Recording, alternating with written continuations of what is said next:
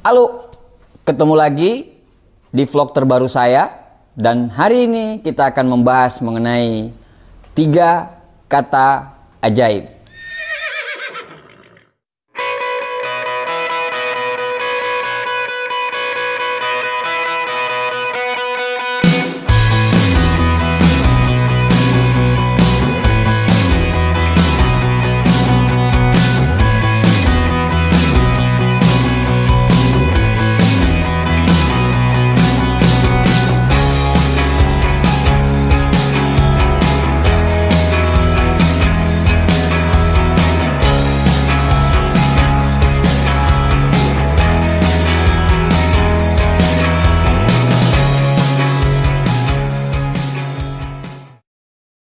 Dalam pergaulan secara global gitu ya, dalam pergaulan secara global, orang ini memang beda-beda, tetapi ada tipikal orang yang tidak bisa diterima dalam pergaulan.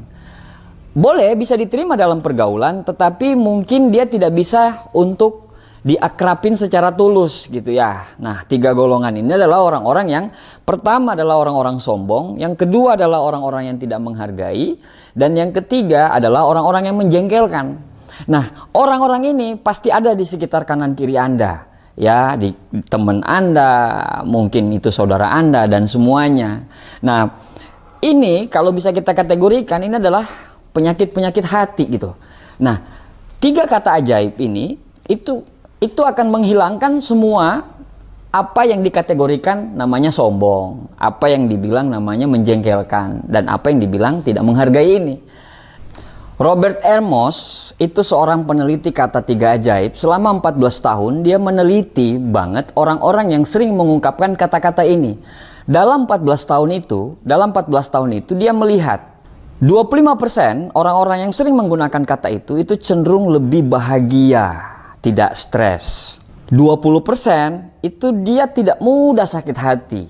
Dan 10% orang-orangnya lebih awet muda. Kenapa? Karena dia tidurnya lebih lancar, aliran darahnya lebih bagus gitu. Nah, ini memang pentingnya kegunaan kata-kata 3 ajaib ini. Nah, 3 kata ajaib itu adalah I love you. Bukan I love you. Udah, nggak apa-apa. Nah, nah, 3 kata ajaib itu adalah, yang pertama adalah tolong. Nah, kadang kita sering melihat orang-orang yang sangat menjengkelkan gitu ya, karena tidak pernah menggunakan kata tolong gitu. Nyuruh-nyuruh sembarang gitu. Ambilin itu dong, bawain itu dong, kamu kesana dong, dan segala macamnya. Jadi kelihatan dia sangat menjengkelkan gitu ya, sangat menjengkelkan. Dan pasti kita punya teman-teman yang seperti itu juga gitu. Nah, tapi kalau umpamanya kita sedikit memperhalus bahasa kita gitu ya, walaupun memang kita stratanya lebih tinggi daripada yang kita suruh, dan kita menggunakan kata-kata yang bisa minta tolong nggak? Tolong ambilin itu dong. Itu memang kita ucapkan secara tulus dan memang benar-benar dari hati yang paling dalam, from the deep of my heart gitu ya. Mantap. Nah, kalau kita ucapkan secara ikhlas, orang pun akan sangat senang, dan kita tidak akan dikategorikan sebagai orang yang sangat menjengkelkan. Nah, jadi pergunakanlah kata-kata tolong ini. Kenapa? Karena tadi saya bilang gitu ya, kalau kita menggunakan kata tolong ini, kita akan cenderung terhindar dari penyakit hati yang namanya menjengkelkan tersebut. Jadi, budayakanlah untuk menggunakan kata-kata tolong ini. Nah, yang kedua, Bapak Ibu semua, yaitu kata maaf. Ya, maaf ya, kau itu nggak satu level sama aku. Maaf, kau cowok miskin, jadi kau nggak satu level. Bukan begitu, itu mempergunakan kata maaf aja gitu ya. Maksudnya maaf itu kita ucapkan dengan hati gitu ya. Maaf itu misalnya ada 2 contoh ya, ada 2 contoh. Pada saat kita telat, terus teman kita marah. Pada saat kita telat, teman kita marah gitu. Nah, ada 2 orang. orang-orang yang kategori sombong ini adalah bukan mengucapkan kata maaf padahal dia sudah telat gitu ya, tapi dia cuma ngomong kayak gini, ah baperan sih lu. Nah seperti itu. Tapi ada juga orang-orang yang pada saat dia telat, dia tahu, maafin saya telat. Nah dua kata ini yang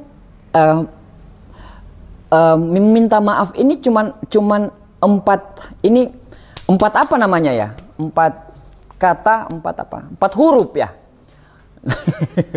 Empat huruf. Nah cuman 4 huruf ini tapi susah sekali diucapkan, apalagi bagi orang-orang yang orang-orang koleris lah ya. Kalau Anda bisa buka vlog-vlog saya yang terdahulu ya, Anda bisa lihat di situ apa itu koleris gitu. Dia sangat susah gitu meminta maaf. Padahal Bapak Ibu sekalian, meminta maaf ini bukan persoalan Anda salah atau benar, bukan itu. Tapi meminta maaf dengan tulus adalah persoalan hatimu lebih besar daripada egomu. Jadi, pergunakanlah kata-kata minta maaf ini kesehari-harian Anda. Yang ketiga adalah kata terima kasih.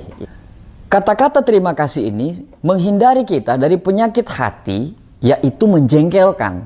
Ya, banyak sekali orang-orang yang menjengkelkan yang tidak tahu terima kasih, ya, tidak tahu terima kasih.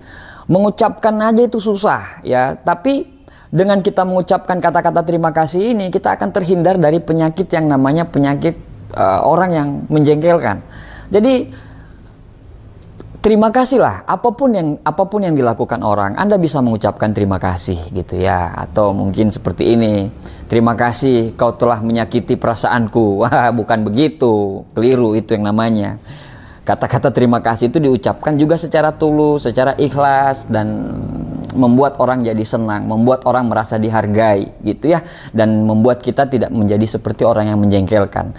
Nah Bapak Ibu semua, itu 3 kata yang menurut Robert Amos itu bisa membuat kita terhindar dari penyakit hati, membuat kita menjadi lebih rileks, membuat kita tidak stres, membuat kita jadi belajar bagaimana jadinya orang tulus. Dan itu kita ungkapkan keseharian sehingga kita terhindar dari orang yang menjengkelkan, pandangan orang tentang kita kalau kita sombong, dan orang kalau mamanya kita itu tidak menghargai orang lain.